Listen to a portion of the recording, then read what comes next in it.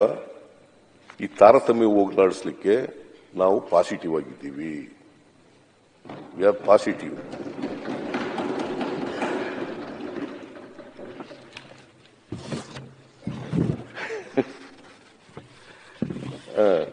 ಆದ್ರಿಂದ ಮಾನ್ಯ ಅಧ್ಯಕ್ಷರೇ, ಈ ಹೈದರಾಬಾದ್ ಕರ್ನಾಟಕ ಇದೆಯಲ್ಲ, ಹೈದರಾಬಾದ್ ಕರ್ನಾಟಕ ಈಗ ಕಲ್ಯಾಣ ಕರ್ನಾಟಕ ಅಂತ ಆಗಿದೆ.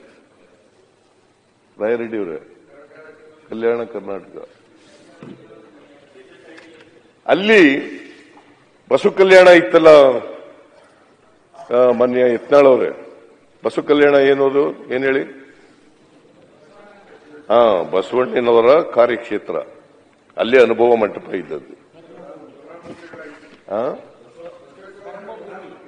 ಕರ್ಮಭೂಮಿ ಕಾರ್ಯಕ್ಷೇತ್ರ ಅಂದ್ರೂ ಒಂದೇ, ಕರ್ಮಭೂಮಿ ಅಂದ್ರೂ ಒಂದೇ. ಆಯ್ತಪ್ಪ, ನೀ ರಾಯರೆಡ್ಡಿ ಹೇಳದನ್ನೇ ಹೇಳ್ತೀನಿ, ನನ್ಗೇನಂತೆ.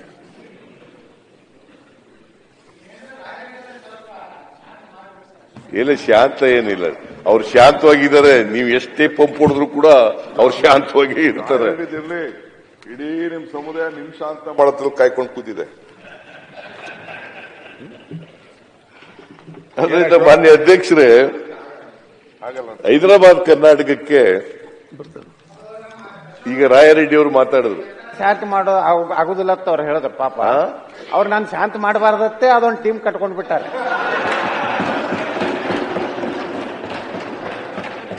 ಅವ್ರ ಸಾಯೋವರೆಗೆ ನನ್ನ ನಾಯಕ ಅನ್ಕೋತ ಈಗ ಪಾಪ ಅವ್ರಕ್ಕಿಂತ 20 ವರ್ಷ ಸಣ್ಣವ್ರ ಮುಂದೆ ಕೈ ಮುಕ್ಕೋತ ಅಡ್ಯಾಡ.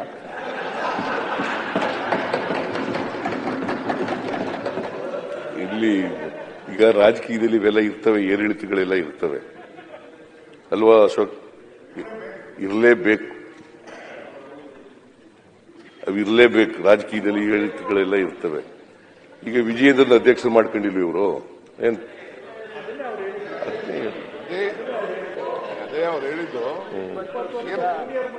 ಪಾಲಿಟಿಕ್ಸ್. ಈಗ ಗುಜರಾತ್ ಅಂತ ತೆಗೆದುಕೊಳ್ಳಿ, ಈಗ ರಾಜಸ್ಥಾನ್ ತೆಗೆದುಕೊಳ್ಳಿ, ಎಲ್ಲ ಫಸ್ಟ್ ಟೈಮರ್ ಸಾಗ್ಬಿಟ್ಟಿದ್ದಾರೆ. ಈಗ ನೀವು 7 ಟೈಮ್ ಗೆದ್ರು ನಿಮ್ನ ಹಿಂಗ್ಲ ಹೇಳಕ್ ಏನ್ ಮಾಡಕ್ಕಾಗಲ್ಲ. ಈಗ ನಾನು 8 ಸತಿ ಗೆದ್ದೀರಿ, ನೀವು 8 ಸತಿ ಗೆದ್ದೀರಿ, ಏನು ಮಾಡಕ್ಕಾಗಲ್ಲ. ಯಾರು ಬೇಕಾದ್ರೂ ಹಿಂದಿಯರು ಬಂದು ಕುತ್ಕೊಬಿಡು. ಅಲ್ಲ, ರಾಜಕೀಯದಲ್ಲಿ ಪಾಲಿಟಿಕ್ಸ್, ರಾಜಕೀಯದಲ್ಲಿ ಸೀನಿಯರ್ ಜೂನಿಯರ್ ಅಂತಿಲ್ಲ. ಅಧಿಕಾರ ಸಿಕ್ಕಿದವನು ಸೀನಿಯರ್, ಸಿಕ್ಕದವನು ಜೂನಿಯರ್. ನಾನು ಕೇಳಿದ್ದಲ್ಲ, ಕರೆಕ್ಟ್ ಆಗಿ ಹೇಳಿದ್ರಿ. ಅಧಿಕಾರ ಸಿಕ್ಕದವರು ಸೀನಿಯರ್, ಅಧಿಕಾರ ಸಿಕ್ಕದಿರೋರು ಜೂನಿಯರ್. ಅವ್ರು ಯಾವಾಗ ಸೀನಿಯರ್ ಆತಾರೆ? ಸ್ವಾಮೀಜಿ ಯಾರೋ ಹೇಳ್ಬಿಟ್ಟಿದಾರಲ್ಲ ಮುಖ್ಯಮಂತ್ರಿ ಆತಾರೆ ಅಂತ. ಆಮೇಲೆ ಮಾನ್ಯ ಅಧ್ಯಕ್ಷರೇ, ಯಾವಾಗ 2022ರಲ್ಲಿ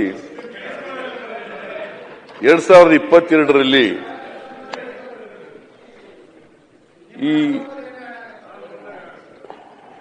ಆರೋಗ್ಯ, ಶಿಕ್ಷಣ,